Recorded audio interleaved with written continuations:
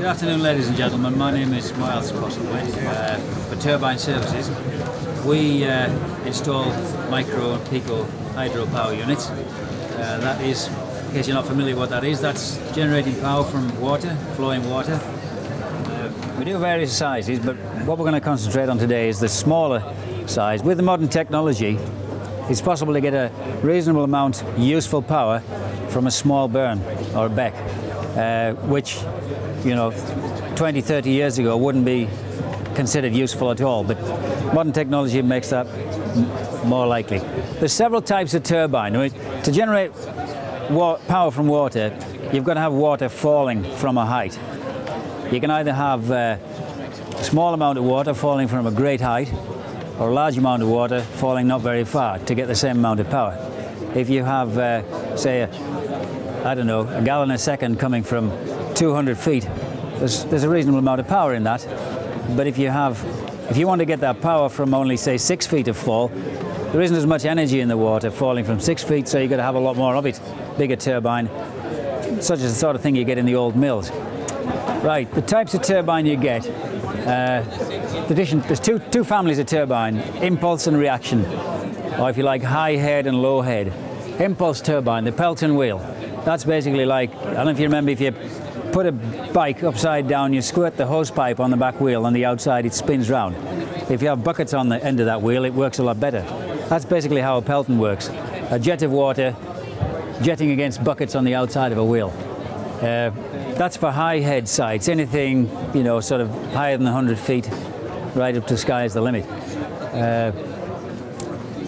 Another type of impulse turbine is the Turgo. It's a sort of a variation on that, except instead of the water hitting the bike tyre, it's going through the spokes on this one and coming out the other side.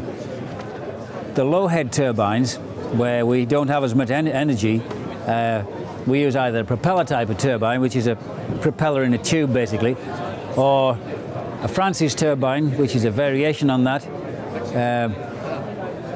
And there are various others like cross flow and all that, but that's just details.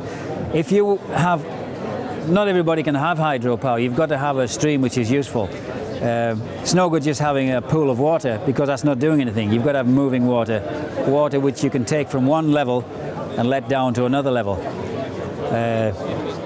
Normally, if you have a stream and you know, with a bit of fall on it, say 40, 50 feet or whatever, the idea would be you'd gather the water near the top, get it into a pipe so the pressure builds up, bring the pipe down as low as you can on your property, then put it through the turbine, discharges then back into the stream. There's some complications. You can't take all the water out of the middle bit. That's called the deprived reach. The Environment Agency don't want that bit of stream drying out in the middle. So you have to be involving the Environment Agency right at the start with this. You have to obtain an abstraction license, which is sort of a one-off payment. But after that, once you get everything sorted out, they pretty well leave you to get on with it. Turbines going nowadays are pretty much automatic. In the old days, you had problems with leaves getting in the intake.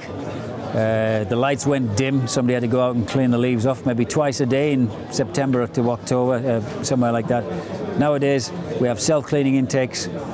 If your beck goes up and down because it rains one day and the water goes down the next, we have variable gates on the turbine so that they can close and open the nozzles and all this kind of thing. So that's a Francis turbine. That was on the day it was put in. It has a house around it now, but that's been an old mill site. They have about 18 feet of head on that. So where the water, as it went onto the wheel, they take most of the water off. They still leave enough to let the wheel go around to look nice. They take most of the water off, bring it down through a pipe, put it through a turbine, it goes round that way, down through a draft tube and out. And that's generating about 2 kilowatts, 2.5 kilowatts continuously. And that does all his heating and lighting needs for his house. And he gets paid for generating the power as well, even though he uses all the power himself. As I was saying during the wind-powered presentation, you now get an incentive called the feed-in tariff, which is what they're going to pay you for generating power. Not for selling the power, just for generating it. Now, so anybody putting a turbine in now, a hydro turbine, the turbine, you'll be paid as soon as the turbine generates the power. that's clocked up and you get paid for it. So that turbine, for instance, 2.5 kilowatts, in a year that's going to be about 20,000 kilowatt hours, 20,000 units of electricity, about 4 times what the average house uses. But 20,000 units is actually about what one house uses, including your central heating. So if you heat it all from electricity, that's about what you'd use. And he will get paid for a new turbine about 20 pence a unit for everything he generates. So 20,000 times 20 pence, that's about £4,000 a year, I think. Then he's still got the power to use or to sell. He can sell the power if he wants for a minimum of 3 pence per kilowatt hour. So 20,000 times 3 pence would be £600, I think. But you can get more than 3 pence if you go to the right company. But that's a guaranteed minimum. Now that 20 pence you get paid, or 19.9 pence, is guaranteed for 20 years, index-linked, tax-free. That's an incentive to encourage you to do it. Average cost of a hydro system, difficult to say. Every stream's different, every turbine's different. It could be anything from 10 to 50,000 pounds, and I can't say better than that. The bigger the amount of power you get, obviously the quicker it'll pay for itself. You can run a house completely independently on a hydro if you want, if you have battery backup and only small hydro. There's a house at Eskdale Muir that we put a turbine in for 4 years ago. They're only getting 420 watts, that's 0.4 of a kilowatt. But that's feeding into a battery bank and comes out through an inverter, so he can switch on whatever he wants. Now, 400 watts is about just less than 4,000 kilowatt hours a year. That's about what the average house uses. So he's never had the diesel generator on in 4 years since we put it in. They can put the washing machine on or the dishwasher, whatever they want. Totally independent, and he gets paid for the power. He's not even connected to the mains.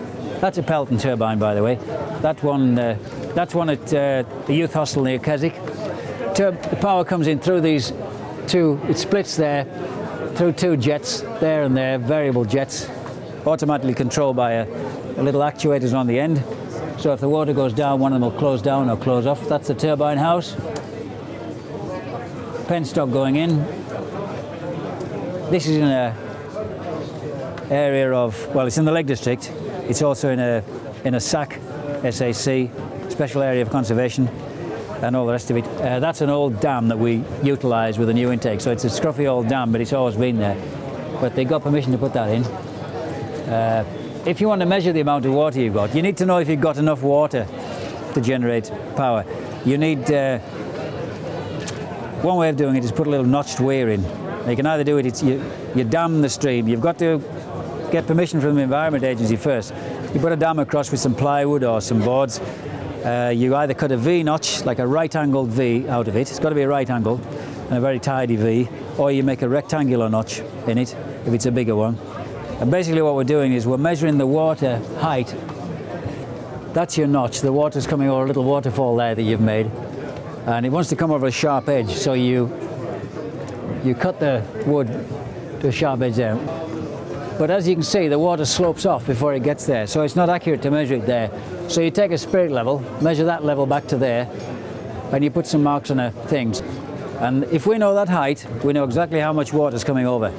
And if you monitor that, we can tell whether you have enough for a hydro turbine. If it's a small stream, you might be able to catch it in a bucket and time it into a bucket. But if it's bigger, you've got to go down this sort of method. Or bigger still, you might find the Environment Agency have figures on your stream, that already, so you can just ask them and they'll tell you how much flow there is in it. This is a turbine we were putting in yesterday, actually, a hydro turbine down the Yorkshire Dales. It's obviously work in progress there. It's a tiny Pico system. The house is not on the mains. It's about two miles up a very, very rough track. There's the pipe coming down the hill. There'll be a house built round it, but it's coming into a manifold there. Now, into a little turbo turbine, discharges out back into the back. Now, as you can see there's 2 nozzles. That one has an electric actuator on it, and the level sensor will detect if there's not enough water to run 2 nozzles. One nozzle will close off and just leave one of them running. That's another picture of it before it was wired up. We couldn't actually test it yesterday. There wasn't enough water there. We have a little bit more. That's another system where we have multiple actuators. We have 3 little turbines. These are tiny turbines. That's the ones at Keswick. And that man actually was on the mains and he decided to go off mains. He's put batteries in. He wanted to do that. He didn't want to be connected to the mains. He wants to be totally independent.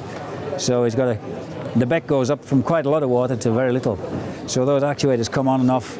You know, if there's very little water, there's maybe just one nozzle working. If there's a lot of water, they'll all come on, you know, automatic. So, yep, that's about it, I think.